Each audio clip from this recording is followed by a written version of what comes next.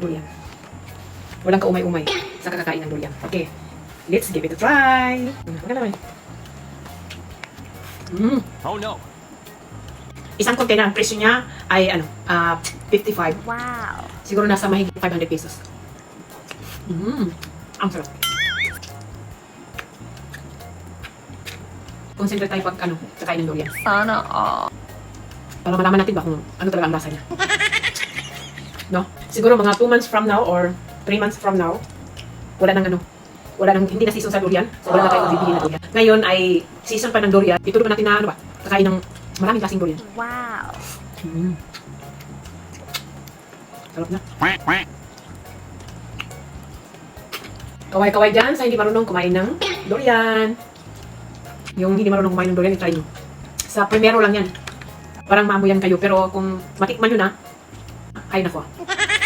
Ang ganan nyo na lumipas sa likuran ng bahay ninyo, ay talaga hindi nyo mapansin. Kasi nasasarapan na kayo sa kinakain ninyo. So i-try nyo. Masarap talaga, madams. Hindi kayo hindi kayo talaga malugi. Yung sa may mga high temper dyan, ano ba yung mga high blood ba? Huwag na lang kakain ito kasi mahirap na. No? Kasi hindi talaga pwede ito sa may mga karamdaman na HB. Mabuti na lang ako ay wala akong HB. Wow. Kaya tulo lang. Tulo lang ng lamon ba? Sarap na to. Pasensya sa marunong kumain nito. Talagang natatakang kayo dyan mga madams. Pagbutihin nyo lang ang mechanics ko, ang task na ibinigay ko sa inyo para kung maswerte kayo, meron kayong pambili ng durian. No? Sana all.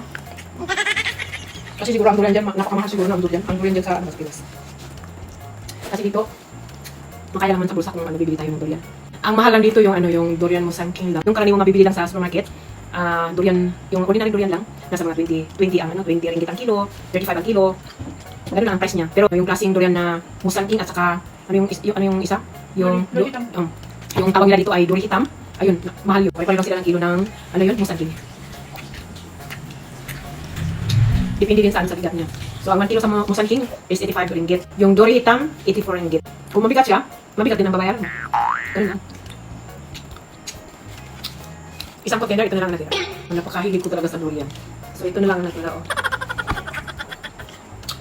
Okay, salamat sa panonood. Bye-bye!